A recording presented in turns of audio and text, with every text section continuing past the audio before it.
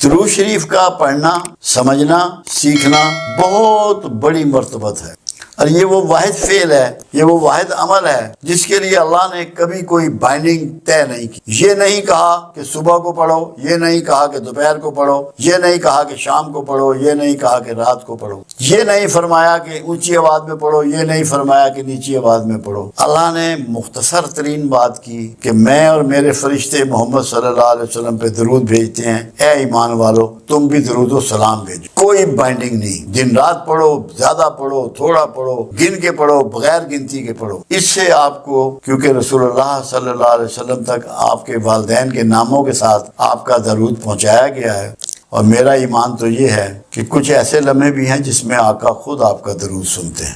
تو آپ کو کتنی مرتبت اور کتنا قرب نصیب ہوتا ہے اللہ کا اور اس کے حبیب کا، جس کی انتہا نہیں۔ مگر آپ اگر یہ سمجھیں کہ اس کی بنیاد پہ آپ ولی اللہ بن جائیں، جہاں تک ولی اللہ بننے کی بات ہے، آپ انتہائی نیک اور برگزیدہ انسان ہو سکتے ہیں، متقی ہو سکتے ہیں، مومن ہو سکتے ہیں۔ ولایت تو ایک ایسا نصیب ہے جو لوگ لے کر پیدا ہوتے ہیں، جس طرح پیغمبر پیدا ہوتے ہیں کہ پیغمبر جس کے مقدر میں ہے وہی پیغمبر ہوگا، کسی اعمال کے نتیجے میں وہ پیغمبر کے رتبے پر فائد نہیں کیا جاتا۔ ایسے اولیاء اللہ بھی جو ہیں وہ پیدائشی طور پہ اللہ ان کو یہ چیز، یہ نعمت گرانٹ کرتا ہے۔ یہ الگ بات ہے کہ ان سے دنیا میں بہت سی پرہیزگاری، بہت سا تقویٰ، بہت سی عبادات، بہت سی قربانیاں، بہت سا صبر کے ذریعے ان کو آزمایا جاتا ہے، ان کی یہ ٹریننگ دی جاتی ہے، جس کے بعد انہیں ولایت پہ فائز کیا جاتا ہے۔ آپ یہ اچھی سی امید رکھیں کہ درود شریف پڑھنے سے آپ یقیناً اللہ کے ساتھیوں میں، اللہ کے ولیوں میں، ولی میں نے ہوتے ہیں مددگار کے، جو دین کے بڑھاوے کے لیے کام کرتا ہے وہ ولی اللہ ہے، جو برائیوں کے بڑھاوے کے لیے کام کرتا ہے وہ ولی شیطان ہے۔ آپ سب ولی اللہ ہو سکتے ہیں اگر آپ دین کے لیے، اللہ کے دین کی سربلندی کے لیے، رسول اللہ صلی اللہ علیہ وسلم کی امت کی کامیابی کے لیے کوشش کریں گے تو سب کو فضیلت ملے گی۔ درود شریف میں دو باتیں یاد رکھیں، آپ کوئی سا بھی درود شریف پڑھیں، درود شریف کی شرط یہ ہے، ایک تو رسول اللہ صلی اللہ علیہ وسلم کا اس میں محبت اس میں آنا چاہیے، آپ کا نام نامی، تاکہ پتہ ہو کہ کس پر بھیجا جا رہا ہے۔ اللہ کے انبیاء رسول تو بے شمار ہیں۔ اور دوسرا لفظ سلام آنا چاہیے، کیونکہ پروردگار کا جو حکم ہے درود کے بارے میں، اس میں درود کے ساتھ سلام شامل ہے کہ اے ایمان والو آپ بھی درود و سلام بھیجیں۔ وہ آپ کوئی سا بھی اپنی ترتیب میں نام بنا سکتے ہیں۔ رسول اللہ کے لیے رحمت اور برکت اور سلامتی مانگنی ہے، اور اللہ سے یہ آرزو کرنی ہے۔ آپ کروڑوں کی تعداد میں اس میں سلام بھیج سکتے ہیں، جو مرضی، جتنا کریں گے اتنا کم ہے۔ یہ تو ایسی مٹھاس ہے کہ جو بڑھتی ہی چلی جاتی ہے، اس کی جو ہے پیاس بھی بڑھتی چلی جاتی ہے۔ تو اللہ کرے کہ لوگوں کو رسول اللہ، درود شریف کے بارے میں ایک بات سمجھ لیں، درود شریف آپ کا تب مکمل ہوگا کہ رحمت للعالمین کی رحمت میں سے آپ حصہ پائیں، اور اللہ کے رسول کو یا مخلوق کو کوئی زحمت نہ دیں۔ زحمت دینے والا کا درود شریف مکمل نہیں ہے۔ مکمل تبھی ہے کہ جب رسول اللہ کی سنت رحمت کو اپنائیں اور رسول اللہ پہ درود شریف بھیجیں۔ اللہ آپ کو بہت نوازے گا، بڑے کرم فرمائے گا، آپ قرب الہی آپ کو نصیب ہو جائے گا۔ اللہ کے قریب ہونے کے لیے تو قرآن نے ایک بات واضح کر دی سورہ بقرہ میں، جب شیطان سے پروردگار عالم کا مکالمہ ہوا اور شیطان نے کہا کہ میں تیرے بندوں کے راستے میں بیٹھوں گا، دائیں سے بائیں سے آگے سے پیچھے سے انہیں گھیروں گا، تو پروردگار عالم نے فرمایا کہ جو میرے بندے ہیں تو ان کا کچھ نہ بگاڑ سکے۔ اللہ نے وضاحت دی، وہ بندے ہیں میرے جو اخلاص رکھتے ہیں، مخلصین۔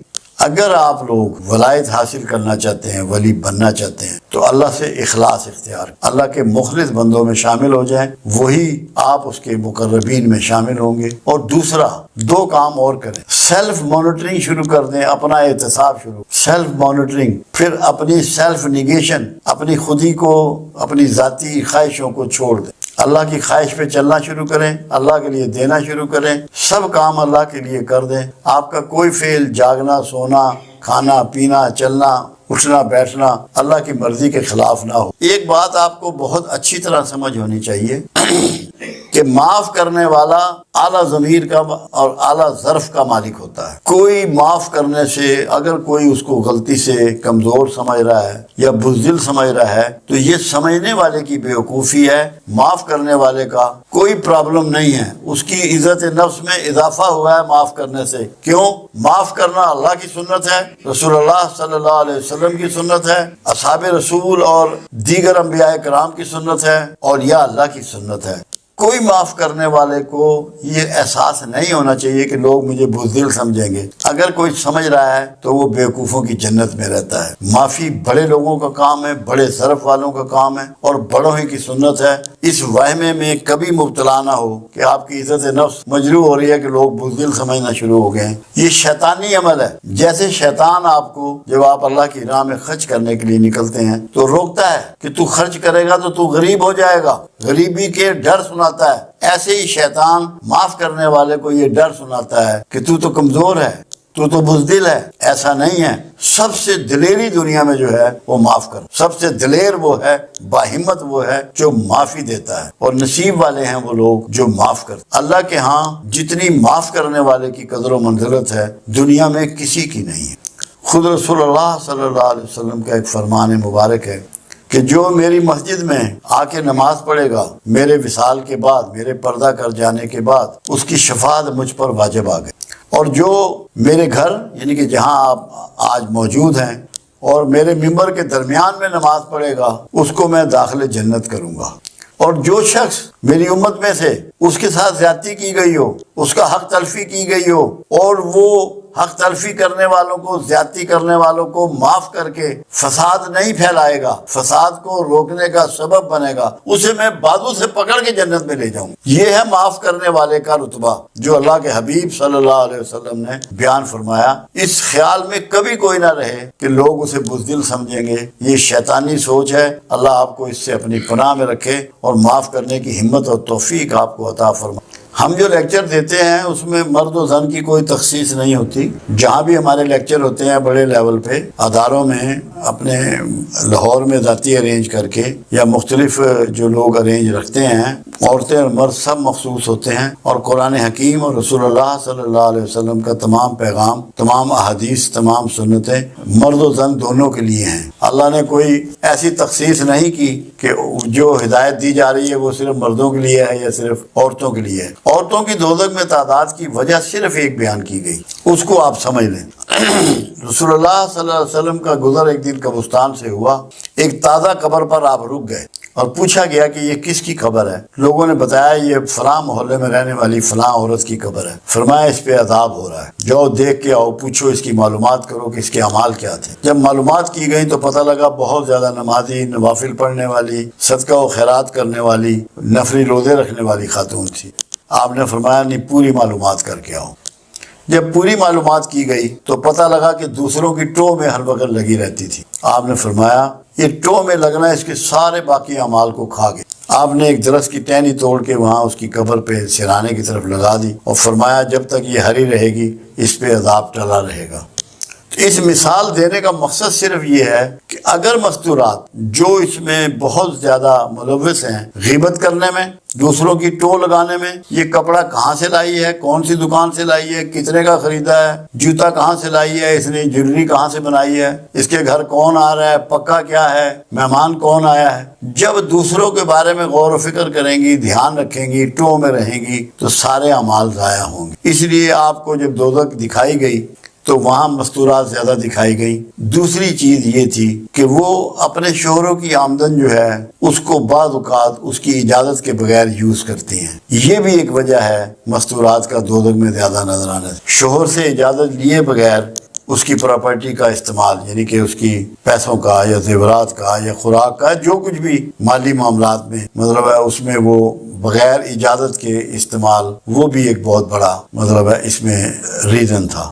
دوسرا یہ تھا کہ غیبت بہت زیادہ غیبت تو آج کل تو مرد بھی بہت زیادہ کر رہے ہیں۔ ان کا تو ٹاپک ہی دوسری کسی اور خاتون کا نام ہوتا ہے۔ میں تو اپنے گھر میں اللہ کا شکر ہے یہ کوشش میں کامیاب ہوں کہ میں کسی کا تذکرہ اپنے گھر میں ہونے ہی نہیں دیتا کہ غیبت کی نوبت ہی نہ آئے۔ کسی بھی غیر حاضر کا تذکرہ ہم یہاں بھی نہیں کرتے، مرکز میں بھی ہماری یہ عادت ہے کہ ہم اس دوسروں کی بات نہیں کرتے، کیونکہ ہم جو بات سامنے نہیں کر سکتے وہ پیچھے کیوں کریں۔ تو غیبت بھی بہت کرتی ہیں، جھوٹ بہت بولتی ہیں، ٹو میں رہتی ہیں۔ اللہ انہیں ہدایت دے، ان کو سمجھ دے کہ اپنی ذاتی زندگی گزاریں، دوسروں کے معاملات میں بالکل دلچسپی کا اظہار نہ کریں تاکہ دوزخ میں جانے سے محفوظ رہیں۔ یاد رکھیں کہ پروردگار عالم نے اپنے لیے تو کوئی پروٹوکول نہیں رکھا، مگر اپنے حبیب کے لیے پروٹوکول رکھا۔ پہلا تو یہ کہ اگر تم نے رسول اللہ صلی اللہ علیہ وسلم کی آواز سے اپنی آواز کو بلند کیا تو تمہارے کیے ہوئے سارے اعمال ضائع ہو جائیں گے اور تمہیں خبر بھی نہ ہوگی۔ دوسرا یہ کہ اگر کسی رسول اللہ کے فیصلے صلی اللہ علیہ وسلم کے دل میں بھی تم نے سوچا اس کے اگینسٹ، تو تمہارے سینے سے ایمان کو نکال دیا جائے گا، تم صاحب ایمان نہیں رہو گے۔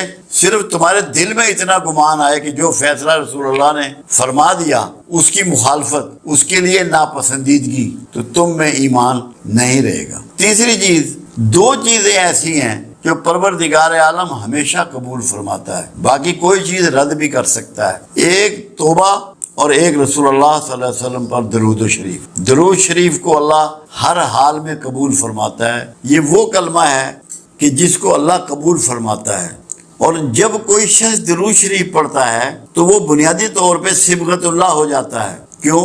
اللہ کی صفات ہے، اللہ کا طریقہ ہے، اللہ کی سنت ہے۔ اللہ خود درود بھیجتا ہے، اللہ خود رسول اللہ سے محبت کرتا ہے۔ تو رسول اللہ صلی اللہ علیہ وسلم کی محبت کرنا، درود بھیجنا، یہ اللہ کی سنت پہ چلنا ہے، صبغت اللہ ہو جانا ہے۔ اس کی بہت بڑی مرتبت یہ ہے کہ آپ اس فعل میں، یہ واحد فعل ہے جس میں مخلوق کے ساتھ خالق شامل ہے۔ آپ نماز پڑھتے ہیں، خالق اس میں شامل نہیں ہے۔ روزہ رکھتے ہیں، خالق اس میں شامل نہیں ہے۔ حج کرتے ہیں، خالق اس میں شامل نہیں ہے۔ کہیں اللہ نے نہیں کہا کہ میں روزہ رکھتا ہوں، میں نماز پڑھتا ہوں، میں حج کرتا ہوں۔ کہا کہ میں اور میرے فرشتے محمد رسول اللہ صلی اللہ علیہ وسلم پہ درود بھیجتے ہیں، اے ایمان والو تم بھی درود و سلام بھیجو، سلامتی بھی۔ ایک تو یہ وہ دعا ہے کہ کائنات میں اس سے بڑھ کے کوئی دعا اگر ہوتی تو اللہ اپنے رسول صلی اللہ علیہ وسلم کے لیے یہ چاہتا کہ وہی دعا دی جائے، رحمت کی، برکت کی، سلامتی کی۔ اس کا فائدہ یہ ہے جو چیز آپ ڈیلیور کرتے ہیں وہی آپ کو واپس ملتی ہے۔ ایک فائدہ یہ ہے، ایک تو اللہ راضی ہوتا ہے، آپ صبغت اللہ ہوتے ہیں، اللہ کی سنت پہ عمل کر رہے ہوتے ہیں۔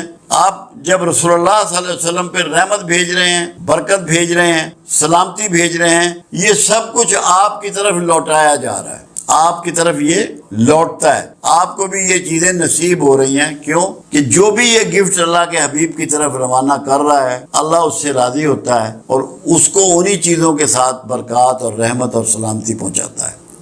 دوسرا، خود اللہ کے رسول صلی اللہ علیہ وسلم کا فرمان مبارک ہے کہ جو میرا درود ہے وہ مجھ تک پہنچایا جاتا ہے لوگوں کو والدین کے ناموں کے ساتھ، کہ فلاں شخص نے، یہ ماں کا نام ہے، یہ باپ کا نام ہے، آپ کو اتنی مرتبہ درود شریف پیش کیا ہے۔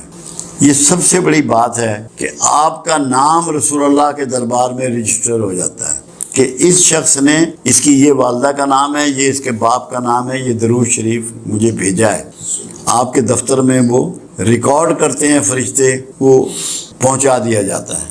دوسری بات یہ ہے کہ خود آپ کا فرمان یہ بھی ہے کہ شب جمعہ، یعنی کہ جو جمعرات کی رات ہوتی ہے، جس کو شب ہم جمعے کی کہہ رہے ہیں کیونکہ ہمارے یہاں رات پہلے ہوتی ہے، میں خود سنتا ہوں۔ ایک بات اور ہے، قرآن حکیم میں وعدہ کیا گیا کہ تم جس کسی کو دعا دو تو جو دعا اس نے دی ہو یا ویسی ہی دعا اسے واپس لوٹاؤ یا اس سے بڑھ کے دعا واپس لوٹاؤ۔ اب یہ قرآن کا قانون جو ہے، یہ قرآن کی صفت جو ہے، یہ قرآن کا آرڈر جو ہے، یہ رسول اللہ صلی اللہ علیہ وسلم کے لیے بھی ہے، سب کے لیے۔ اس لیے جب کوئی شخص کملی والے پر دعا بھیجتا ہے، درود دعا ہی ہے، اور سلام بھیجتا ہے، تو رسول اللہ صلی اللہ علیہ وسلم بھی اس کے لیے دعائیں فرماتے ہیں، ریٹرن میں اس کو دعا عطا فرماتے ہیں، کیونکہ قرآن کے قانون کے عین مطابق۔ تو یہ جنت کی بشارت ہے درود بھیجنے والے کے لیے کہ جب تو رسول اللہ کے لیے دعا بھیج رہا ہے تو رسول اللہ صلی اللہ علیہ وسلم اس سے بہتر طریقے سے تجھے دعا لوٹا رہے ہیں، اور جس کا دعا گو رسول اللہ ہو جائیں اس کے لیے کوئی خطرہ نہیں ہے، کوئی دوزخ کا ڈر نہیں ہے، کوئی آگ کا ڈر نہیں ہے۔ انشاءاللہ اللہ کے ہاں اس کی مغفرت ہے اور اس کی بخشش ہے۔ تو درود شریف بخشش کی ضمانت ہے۔ یہ پڑھنے والا، یہ بھیجنے والا، پڑھنے کا لفظ نہیں ہے، بھیجنے کا لفظ ہے۔ بھیجنے میں یہ ہوتا ہے کہ یہ گفٹ ہوتا ہے، پڑھنا گفٹ نہیں ہے، بھیجنا گفٹ ہے۔ آپ کو یہ یقین ہونا چاہیے کہ آپ کی چیز جو ہے یہ ہوا کے دوش پر جا رہی ہے اور آقا کو پہنچ رہی ہے، یہ گفٹ آپ کا میرے آقا کے پاس جا رہا ہے۔ ایک فائدہ اور جو پنجابی کی ایک مثال ہے، رانجھا رانجھا کردینی میں آپ پہ رانجھا ہوئی۔ جب آپ بار بار سرکار پہ درود بھیجیں گے اور آپ کا تذکرہ کریں گے تو اس سے آپ رسول اللہ صلی اللہ علیہ وسلم کی عکس آپ میں اترے گا، آپ کے اندر وہ عکس اترے گا، وہ صفات اتریں گی، وہ کمال اور خوبیاں آپ کو ملیں گی، وہ حکمت و دانائیاں آپ کو پہنچیں گی، عکس بنیں گے آپ۔ مگر اس کے لیے آپ کو درود شریف کے ساتھ رحمت کے رویے کو اپنانا ہے۔ معاشرے کے لیے، مخلوق کے لیے، ہر مخلوق کے لیے رحمت بننا ہے۔ کسی کے لیے زحمت مت بنے، آپ کے ہاتھ اور زبان سے کسی کو تکلیف نہ پہنچے، تو عکس محمد آپ ہو جائیں گے اگر صحیح معنوں میں دل کی گہرائیوں سے اگر آپ درود شریف پڑھیں گے۔ درود شریف کی اتنی برکات ہیں، میرا تو ایمان یہ ہے۔ اور دیکھو کمال کیا کیا گیا، کوئی نماز ایسی نہیں ہے جس میں درود شریف نہیں ہے۔ یہاں تک کہ جنازے کی نماز میں بھی درود شریف رکھ دیا گیا کہ جس نے کوئی نماز نہیں کبھی پڑھی، ایک دفعہ درود شریف کسی جنازے میں پڑھ لیا تو اللہ کے رسول کی دعاؤں کا مستحق ہو گیا، اس کی عاقبت سنور گئی، اس کی آخرت محفوظ ہو گئی۔ تو یہ اللہ نے ایک مسلمانوں کے لیے شیلڈ بنائی ہے، پناہ گاہ بنائی ہے۔ تو درود شریف جو ہے یہ ہماری پناہ گاہ ہے، اس میں داخل ہو جاؤ اور دوزخ کے عذاب سے اپنے آپ کو چھڑا لو اگر آپ درود شریف پڑھیں گے۔ درود شریف کی اتنی برکات ہیں، میرا تو ایمان یہ ہے۔ اور دیکھو کمال کیا کیا گیا، کوئی نماز ایسی نہیں ہے جس میں درود شریف نہیں ہے۔ یہاں تک کہ جنازے کی نماز میں بھی درود شریف رکھ دیا گیا کہ جس نے کوئی نماز نہیں کبھی پڑھی، ایک دفعہ درود شریف کسی جنازے میں پڑھ لیا تو اللہ کے رسول کی دعاؤں کا مستحق ہو گیا، اس کی عاقبت سنور گئی، اس کی آخرت محفوظ ہو گئی۔ تو یہ اللہ نے ایک مسلمانوں کے لیے شیلڈ بنائی ہے، پناہ گاہ بنائی ہے۔ تو درود شریف جو ہے یہ ہماری پناہ گاہ ہے، اس میں داخل ہو جاؤ اور دوزخ کے عذاب سے اپنے آپ کو